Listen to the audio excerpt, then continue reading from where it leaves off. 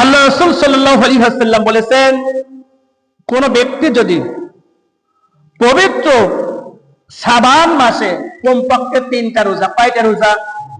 3টা রোজা রাখে।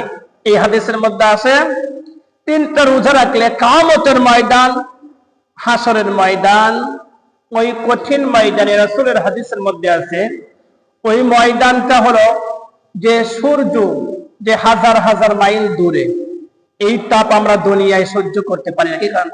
চৈত্র মাসে কি কারণ এত রোদ পড়তেছে, পানি তৃষ্ণা লাগছে। আর রাসূলের হাদিসে আছে মাথার 1 বট উপরে এই সূর্য থাকবে কিয়ামতের ময়দান।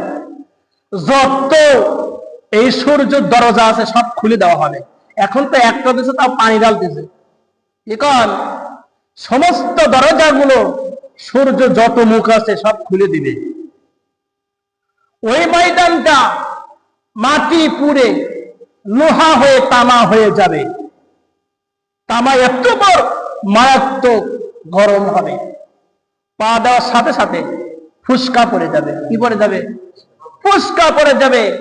মানুষ কান্নার এতে তার শরীর থেকে রক্ত, পুজ, যত ঘাম আছে বাহির হয়ে সাঁতার কাটবে, এত গরম ওই ময়দান। এই দিনটার যদি রোজা রাখে সওয়াবের নিতে রাসূলুল্লাহ সাল্লাল্লাহু আলাইহি ওয়াসাল্লাম বলেছেন, জান্নাতি উট তার সামনে আনা হবে। যে জান্নাতি উট তাদের জন্য আল্লাহ পাক সৃষ্টি করে জান্নাতের মধ্যে রেখে দেওয়া হয়েছে, ওই জান্নাতি উট তাদের উপর সওয়ার হবে। জান্নাতি উটের উপর সওয়ার হয়ে তাদেরকে জান্নাত পর্যন্ত পৌঁছে দেয়। বলেন সুবহানাল্লাহ। সেজন্য এই রোজা, আমি জানি মা বোনরা রোজা রাখে, আপনারা রোজা রাখবেন। রোজা রাখলে সওয়াব আছে। কোন যদি মানুষের অসুস্থ থাকে, এই রোজা রাখার পর মাহে রমজান মাসের সমস্যা হবে, তাহলে নফল রোজা রাখার কোনো প্রয়োজন নাই।